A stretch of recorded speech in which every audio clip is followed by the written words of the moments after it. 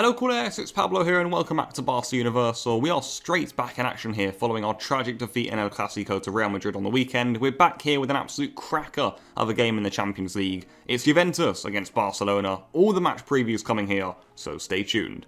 And this one is going to be an away fixture for us guys in the Champions League. We're going to be heading over to Italy today. We'll be training there at Juventus' ground, and of course the big match will be coming tomorrow. It's a group stage game, it's away at Juventus, and it actually follows a bunch of really hard games for Barcelona this season. We've had a really hard start. You're looking at Getafe, Sevilla, Celta Vigo, Real Madrid. You also look at Villarreal at the start of the season. Barcelona within the opening month of the season have had some really big tests. So honestly, that follows this. It's a really hard fixture. It is, of course, Juventus away in the Champions League is never easy, and you do feel, guys, a win here for Barcelona would turn some heads in the fan base. It would turn some heads around Europe. It would be a good statement, especially after losing the Clasico. So let's see what we can do.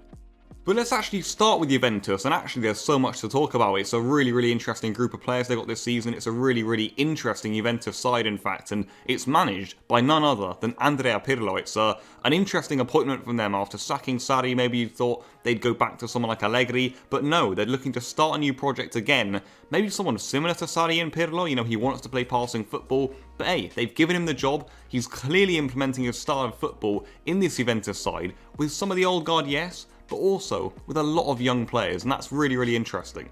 If we look at how Juventus have got on so far this season, they did beat Dynamo Kiev 2-0 away from home with 2 goals from Alvaro Morata, so we'll have to look out for him. He's especially dangerous when the ball is whipped onto his head, and that's a really good start for them in the Champions League, of course, but they've actually been struggling in the Serie A, and like I said earlier, this is clearly a side in transition. Pirlo is clearly trying to implement his new style of football onto a Juventus side who aren't really that used to playing this sort of game. So for me, Juventus are in a bit of transition. They've drawn a lot of games already to weak opposition. In Serie A, they've only won one game by playing it. The other one was a game that Napoli had to forfeit because of COVID cases. So Juventus haven't had the best start to the season. They're nowhere near the top of the Serie A. But the style of football that Pirlo is trying to implement is actually something that's really interesting. It makes Juventus incredibly hard to predict. They change the shape of the play a lot of times during the game. They're extremely fluid, and they're really interesting tactically. They really are, and I think Pirlo clearly is one of the new managers who's trying to experiment. He's trying to plot something here with Juventus, and he's got an interesting group of players to do it with, and that makes this a really interesting game.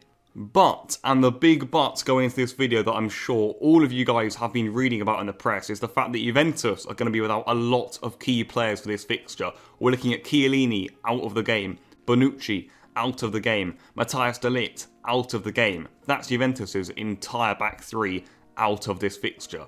And then look no further, guys, than the striking position. Cristiano Ronaldo is looking set to miss this fixture. There's going to be no Ronaldo, we believe, bar a late miracle from the Portuguese, which, hey, we wouldn't be that surprised to see. He will not be playing this game, so he won't be facing Messi, and that makes things so interesting.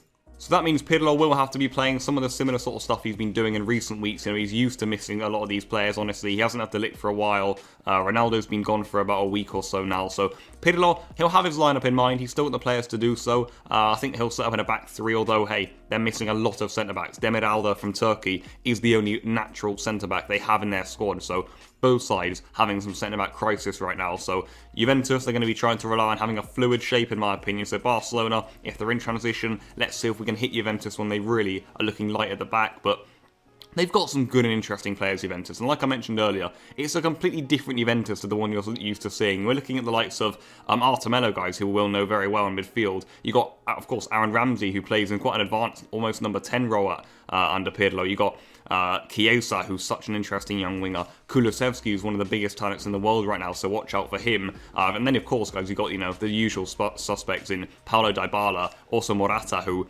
Barcelona fans will know well from his time in La Liga, and he is known to be getting his head on the ball if they put in a good delivery. So watch out for Morata, guys. And honestly, it's a completely different, it's an exciting Juventus, and it makes things really hard to expect. We don't really know what to predict from this sort of fixture, but let's just see how it gets on.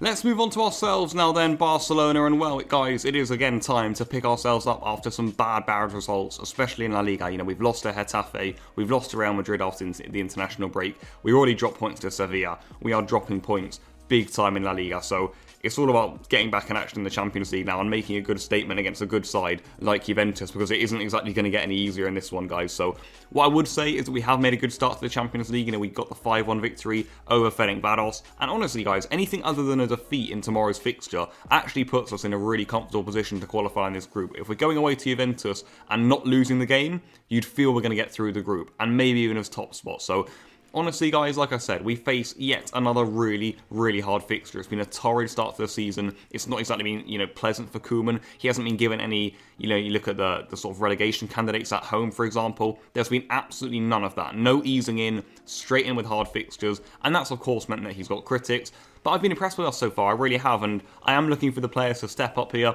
to perform. And that would be absolutely massive. And if we zoom in even further, guys, we cannot forget that this is a big away game in the Champions League. It's to a big side, like I say.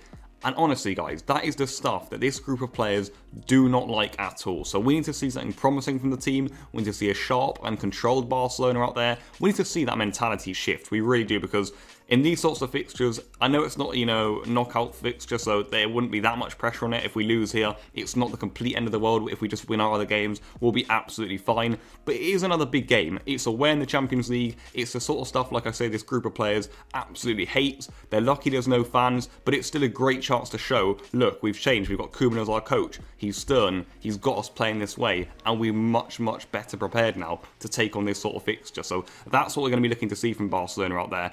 And actually, if we look into our absences for this fixture, who are we going to be without? Of course, no Ter Stegen, no Gerard Piqué, guys. He's suspended for this fixture following a really stupid red card to Ferencváros. And also, guys, no Felipe Coutinho. That means Barcelona, like Juventus, are going to be without some key players for this fixture. That makes it even more important that the players keep their heads screwed on, make sure this is a good performance, and get a really good result. But if we do zoom in even more to that team selection from Ronald Koeman and what we could be seeing out there, I've gone with Neto in goal. Of course, there's no real debate surrounding that position. He's going to be the starting goalkeeper for Barcelona. At right back, I think Serginho Dest will keep his spot. I really do. I think it'd be harsh to kick him out. He looks really good right now. Another big game for him, so let's see what he can do. At the heart of defence, guys, Ronald Araujo is going to have to partner Clement Longley there. Those are the only two centre-backs we have right now. And unless Koeman changes formation, that's not going to be changing. So those two are going to be at the heart of defence. At left back, you'd expect Jordi Alba, but, and this is a big but, guys, do not be surprised to see Sergio Roberto on the right and Dest on the left. I think Koeman can definitely do that, but for me, big fixture, big game in the Champions League, get your best team out there, honestly, and I'm hoping Koeman does that. In midfield, we could be seeing even more changes, guys. I think Pjanic will come in for this fixture. There was a lot of critics of Busquets' performance against Real Madrid. I didn't think it was that terrible, but hey, he's one of the old guard and he got picked on massively there. He wasn't that good. He got ran over by Valverde on numerous occasions, so you would expect Pjanic to come into this fixture. It's against his old club. Him next to De Jong, that's like a solid pair. Maybe we lose a bit of control with Busquets out of the team. Honestly, will Koeman drop him?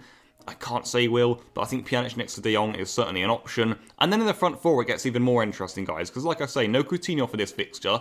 Would you be expecting Pedri to start after that performance against Real Madrid? I'm not entirely sure, so that leaves a few doors open, it really does. I think this is a good chance for Griezmann, I really do. Griezmann is going to be coming back into this lineup, and this is a massive game for Griezmann, it really is, because Griezmann, every time we're thinking, go on son, go on, produce for us. You're in the team again, show us what you're made of, and the guy does absolutely nothing. So we need to see something here. A big Champions League game, a weakened Juventus defence. Go out there and make your mark, man, honestly. You've got Messi in behind you, you've got Ansu to the left. And who on the right, guys? I've gone for Trincao. I don't know who he's going to play. He could play Pedri there, he really could. Also, guys, maybe Pjanic in a more advanced role, probably not. And then, of course, guys, the main man, Ousmane Dembélé, who I would love to see in this fixture, but I just cannot see Koeman playing him. So I've gone for Trincao. I think Trincao on the right, Ansu on the left, Messi and Griezmann down the middle.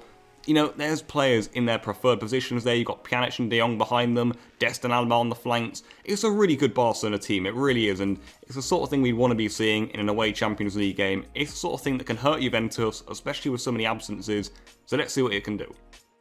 But if we move on now to my prediction for the game, and I've gone for Juventus 2, Barcelona 2, I think it's going to be a draw. I said that in the Clasico, we ended up losing. I had a bad feeling just thinking, is Zidane really going to lose at the Camp Nou. He didn't, he won in the end, and well, similar for this one. Are Barcelona really going to go to Juventus and win playing like this?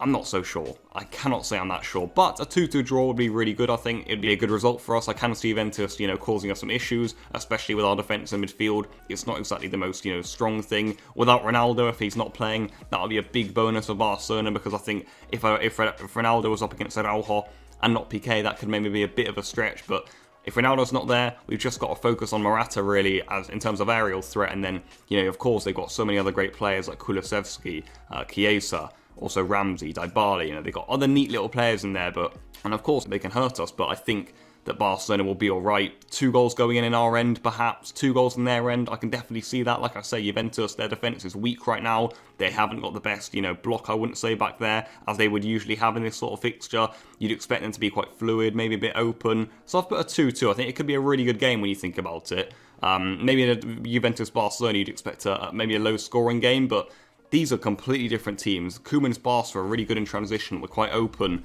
And you look at Pirlo at Juventus. This is a completely different Juve side. So, hey, maybe he just reverts back to playing a block tomorrow and I look like an absolute clown. But I think they're going to be quite good in transition. They're going to be quite open. And it could be quite a fluid encounter.